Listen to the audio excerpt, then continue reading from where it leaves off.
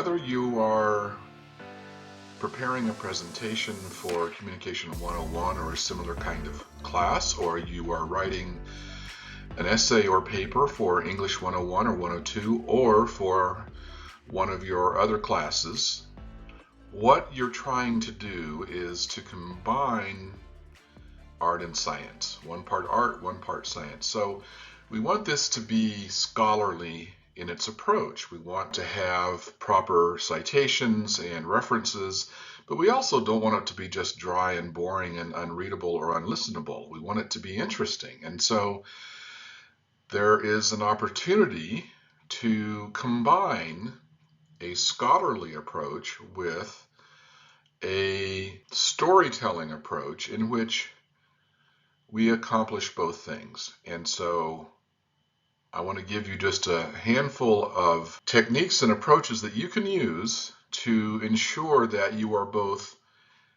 providing the proper kinds of information, but delivering it in a way that is interesting and useful. And the reason for that is the more compelling you can make your story, the more easily and more completely you will convey your information.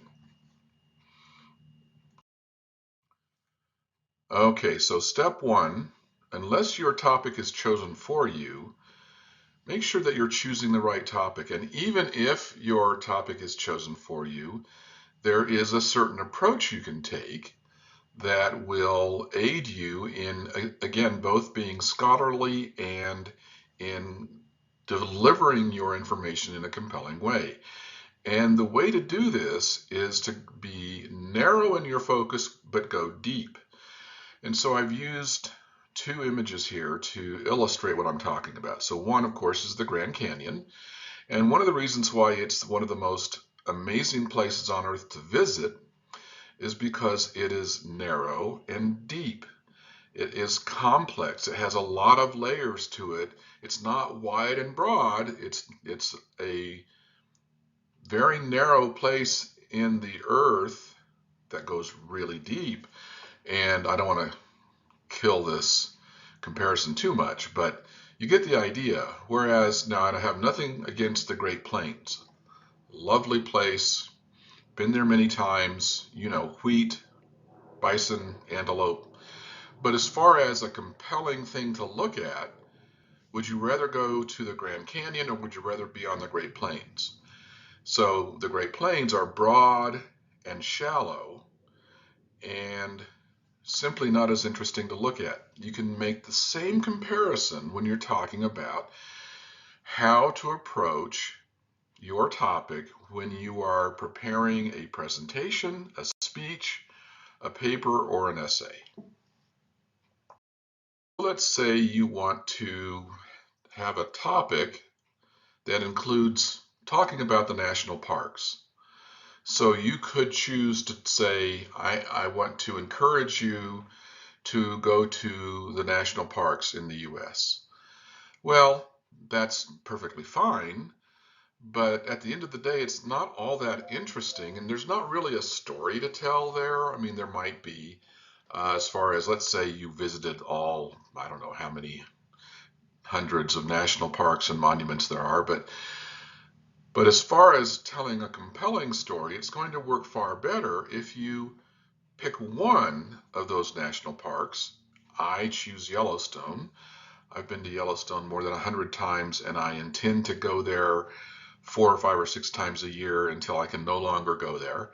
I find it one of the most fascinating, compelling places on the planet. When you go into a deep dive into Yellowstone, it's really compelling, as opposed to telling sort of a broad story about, well, there are X number of national parks and national monuments, and they cover this much territory, and they have been around since this long. Oh, that's fine, that's good, but it's not as compelling as telling a deeper, more interesting story, assisted with data, research, statistics, anything that you need to support your story and make it more credible. it's a better way to go to tell the story of Yellowstone or a place in Yellowstone. This is Grand Prismatic Spring in Yellowstone, one of the most amazing places on the planet, and it helps you tell your story. So what you want to do here is you want to combine good solid research. You want to go narrow but deep, so you want to cut through a lot of layers. You want to avoid just telling sort of a broad story. This is not a process of summarizing a plot. You want to tell a story that's part of a plot, but you also want to make sure that you have included, depending on the assignment, the necessary credible sources, the necessary scholarly sources. You're referring to them appropriately using proper citations, but because you're doing all that doesn't excuse you from writing a dry, boring paper. You want to also engage your audience, whether it's just one teacher, or it's a classroom, or it's a room full of people. You want to engage your audience using both the science of scholarship and the art of presentation.